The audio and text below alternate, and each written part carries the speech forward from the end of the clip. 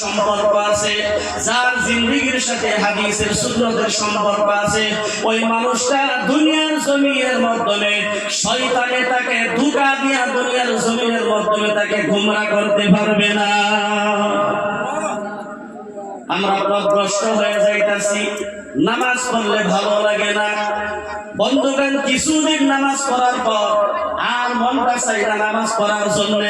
কোরআন তিলাওয়াত করতে আমাদের ভালো লাগে না, মসজিদে যাওয়া আমাদের ভালো লাগে না, ইমাম সাহেবের কথা আমাদের ভালো লাগে না। কেন ভালো লাগে না বন্ধুগণ? যার জিন্দেগির মাধ্যমে কোরআনের সম্পর্ক থাকে না, তার ভালো কথা কখনো দুনিয়ার জমিনে ভালো লাগবে না। কিতাবের মাধ্যমে লেখা, তাকে হুজুররা কেন জিবরাইল আইসা যদি তাকে নসিহত করে, সে নসিহত তার নিতে রাজি থাকে না। একটা হলো কিতাব আল্লাহ, আরেকটা হলো সুন্নাত রাসূলুল্লাহ সাল্লাল্লাহু আলাইহি ওয়াসাল্লাম। বন্ধুগণ, এই কোরআন যার সাথে সম্পর্ক হয়ে গেছে, কোরআনের সাথে যার সম্পর্ক হয়ে গেছে, কোরআনের সাথে যার মহব্বত হয়ে গেছে, বন্ধুগণ, কোরআন ওয়ালাকে আল্লাহ তাআলা তাকে দুনিয়ার জমিন থেকে আল্লাহ ওয়ালা ওলি বানায় দুনিয়া থেকে বিদায় করে। সুবহানাল্লাহ। একজন ওলির অনেক বরকত, যার জিন্দেগির মধ্যে কোরআন আছে, কোরআনওয়ালা আল্লাহওয়ালা, কোরআনওয়ালা হইতে পারলে বন্ধু আল্লাহর বন্ধু হয়ে যায়। বান্দা বন্দিগির লগে সম্পর্ক আছে, বন্ধুগণ, আল্লাহওয়ালা হইলে ওই মানুষটার দুনিয়ার জমিনের মাধ্যমে কতটুকু সম্মান থাকে, কতটুকু দাম থাকে। বন্ধুগণ, আল্লামা হযরত আশরাফ আলী থানভী রাহমাতুল্লাহি আলাইহি, নাম শুনছেন? হযরতুল আল্লামা আশরাফ আলী থানভী রাহমাতুল্লাহি আলাইহি, যার জিন্দেগির মাধ্যমে 950 কিতাব লেখা দুনিয়া থেকে বিদায় হয়েছে। বেহেশতে জিওর একটা কিতাব, ওই কিতাবটা লিখেছেন আল্লামা আশরাফ আলী থানভী রাহমাতুল্লাহি আলাইহি। আর উনি এমন ভাষার মাধ্যমে কিতাব লিখেছে, বর্তমান সময়ের মাধ্যমে এক একটা কিতাব থেকে হাজার হাজার কিতাব তাফসীর করে বের হইতেছে। সুবহানাল্লাহ।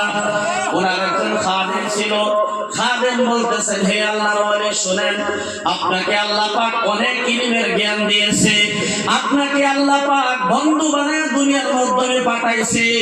আমি শুনছি সাহাবায়ে কেরামের জামানার মাধ্যমে, সাহাবায়ে কেরাম যে সময়ের মাধ্যমে এসেছিল, ওই সময়ের মাধ্যমে আপনাদের যুগ ছিল, কিন্তু সাহাবায়ে কেরাম দুনিয়া থেকে বিদায় হওয়ার পর এই দুনিয়াকে চালাবে কে, চালাবে কে, গাইডলাইন দিবে। সেই জন্য আল্লাহ পাক বাড়ি বাড়ি বাড়ি বাড়ি করে সাহাবার মর্যাদা দিয়ে দুনিয়ার মাধ্যমে আল্লাহ ওয়ালা পাঠায় দেয়। সুবহানাল্লাহ।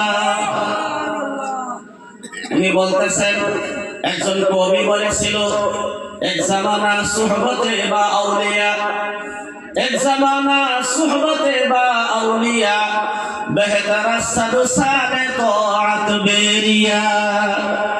বলতেছেন, কবি বলেছেন, একজন মানুষ যদি আল্লাহ ওয়ালার মজলিসের মধ্যে বসে, উলামায়ে কেরামের সম্মুখে বসে, উলামায়ে কেরামের সম্মুখে বসে, উলামায়ে কেরামের চেহারার দিকে তাকায়া থাকে, মসজিদের ইমাম সাহেবের চেহারার দিকে মহব্বতে তাকায়া থাকে, আল্লাহ ওয়ালার চেহারার দিকে মহব্বতে তাকায়া থাকে।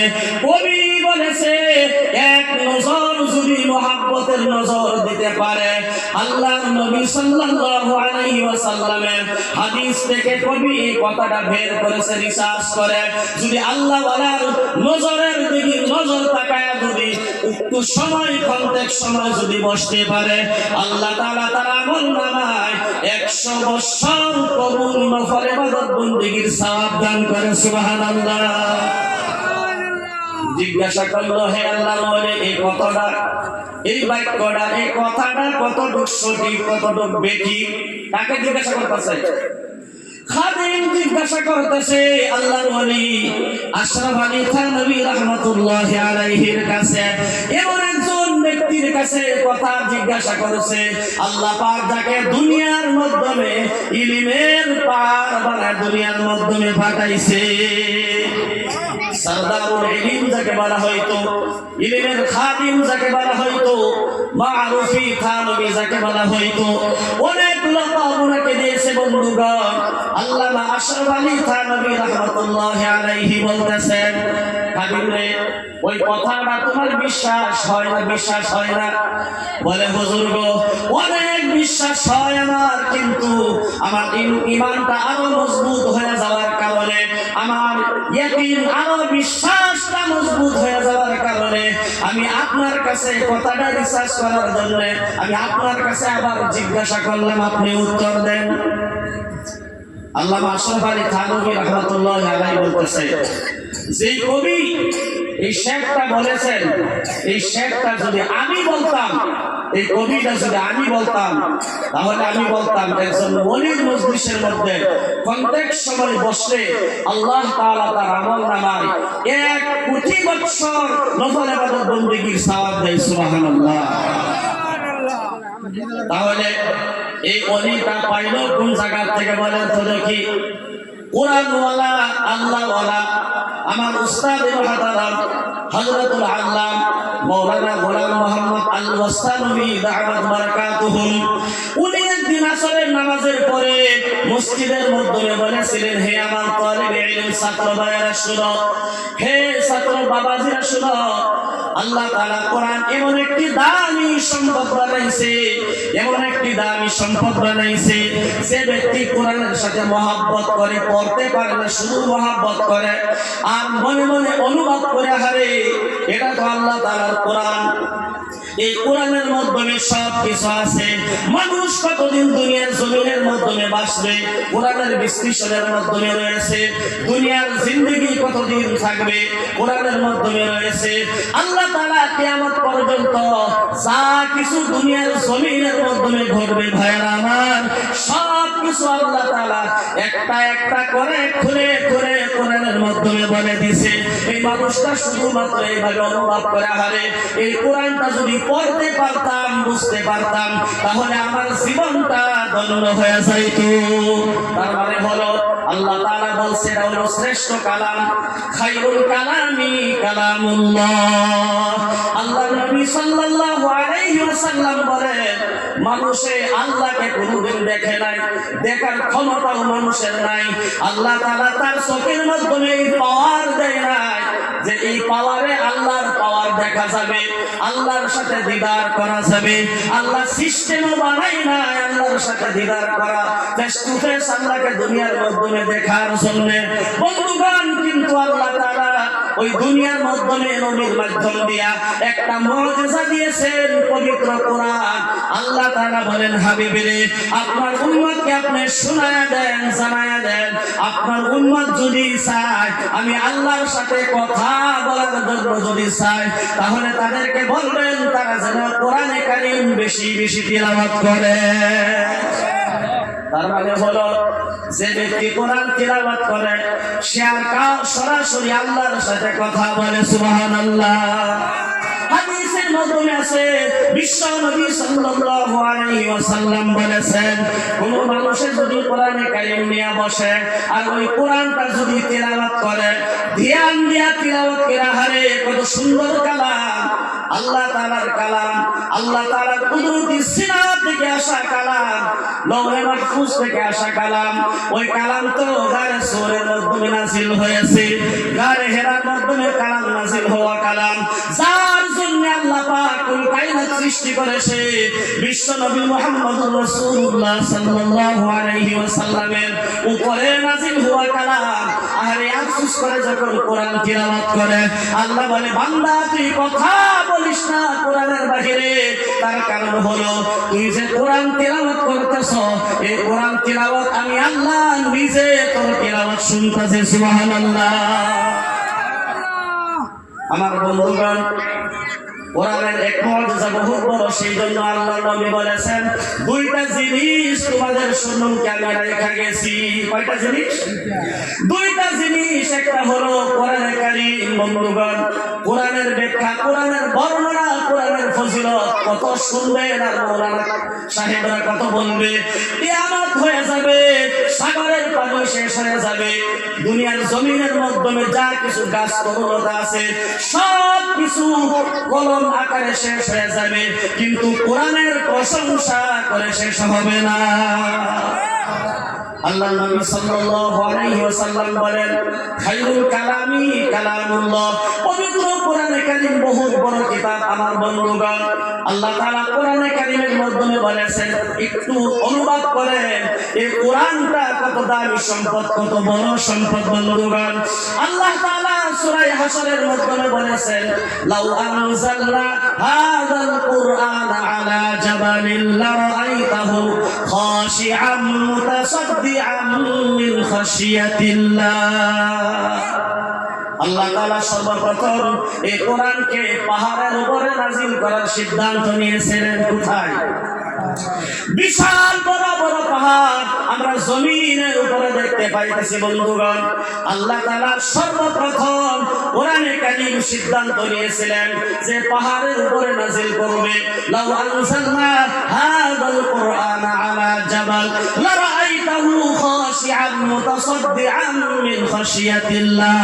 আল্লাহ তাআলা বলেন, এই কোরআন যদি পাহাড়ের উপরে নাজিল করা হয়তো তাহলে তোমরা দেখতে পাইতা পাহাড় তুলার মতন দুরিশত হয়ে রেজা রেজা হয়ে পাহাড় নিজেই জমিনের নিচে দইসা যাইতো। লাউ আনজালনা হাযাল কুরআন আলা জাবালিন লারাআইতাহু খাশিআন মুতাসাদ্দিআন মিন খাশিয়াতিল্লাহ। কিন্তু বন্ধুগণ, এত বড় একটি দামি সম্পদ যেটা পাহাড় বলেছে, আল্লাহ আমার উপরে যদি কোরআন নাযিল করো, কোরআনের ভার আমি পাহাড় বরদাস্ত করতে পারবো না, আমি কোরআনের ভার নিতে পারবো না। আল্লাহ তাআলা দেখেন কত বড় মুজিজা, কত বড় আল্লাহ তাআলা দেখেন কত বড় রহমত বরকত, যে পাহাড় অস্বীকার করেছে আল্লাহ আমি নিতে পারবো না, এই কোরআনে কারীম আল্লাহ তাআলা হযরতে ইনসান মানুষের উপরে নাযিল করেছে। সুবহানাল্লাহ। আর তার উপরে নাযিল করেছে কোরআন, একটি বড় কিতাব, আর নাযিল করেছে যাকে কোরআনের মালিক দুনিয়ার জমিনের মাধ্যমে সর্বপ্রথম বানাইছে আল্লাহ তাআলা। ওই মানুষটার জন্য সারা দুনিয়াকে আল্লাহ পাক সৃষ্টি করেছে। সুবহানাল্লাহ। যার নাম সাইয়্যিদুল মুরসালিন বন্ধুগণ। আল্লাহ নবী সাল্লাল্লাহু আলাইহি ওয়াসাল্লামের উপরে পবিত্র কোরআন নাযিল করেছে বন্ধুগণ। এরপরে প্রশংসার কথা করবেন, দেখেন বিশ্বনবী মুহাম্মদুর রাসূলুল্লাহ সাল্লাল্লাহু আলাইহি ওয়াসাল্লামের উপরে কোরআন নাযিল করার পর এখন আমাদের জামানার মাধ্যমে তাকায় দেখেন, বাস্তবে দেখেন যে কোরআন পাহাড় বরদাস্ত করতে পারবে না, পাহাড় অস্বীকার করেছে বন্ধুগণ। এই কোরআন দেখবেন 12 বছরের সন্তানের সিনার মাধ্যমে 1 থেকে 30 পারা কোরআন আল্লাহ পাক মাহফুজ করে দেন। সুবহানাল্লাহ। একটু বর্ণনা শুনেন বন্ধুগণ। কোরআন কয়েকটা স্টক হয়ে দুনিয়ার জমিনের মাধ্যমে এসেছে। সর্বপ্রথম স্টক হলো আল্লাহ রাব্বুল আলামিনের কুদরতি সিনা। বলেন তো দেখি, যে জায়গা থেকে কোরআনে কারীম এসেছে এই আল্লাহ তাআলার কুদরতি সিনার মতন আরো সিনা কি জগতে আছে? আছে গো? নাই নাই। আল্লাহ তাআলা তার পক্ষ থেকে যে কোরআন দুনিয়ার জমিনের মাধ্যমে দিয়েছে, 2 নম্বরে হযরত জিবরাইল আলাইহিস, 2 নম্বরে লৌহে মাহফুজ, যার মাধ্যমে একেবারে কোরআনে কারীম আল্লাহ পাক ব্ল্যাকবোর্ডের মাধ্যমে লিখে দিয়েছে বন্ধুগণ। 2 নম্বর যে লৌহে মাহফুজ, যে জায়গার মাধ্যমে কোরআন সংরক্ষিত আছে বন্ধুগণ, ওই লৌহে মাহফুজ সারা দুনিয়ার মাধ্যমে আরেকটা আছে কি? নাই। যে আল্লাহ থেকে কোরআন এসেছে আল্লাহর মতন আর কেউ নাই বন্ধুগণ। যে লৌহে মাহফুজের মাধ্যমে কোরআন, ওই লৌহে মাহফুজ জগতের মাধ্যমে আরেকটা নাই।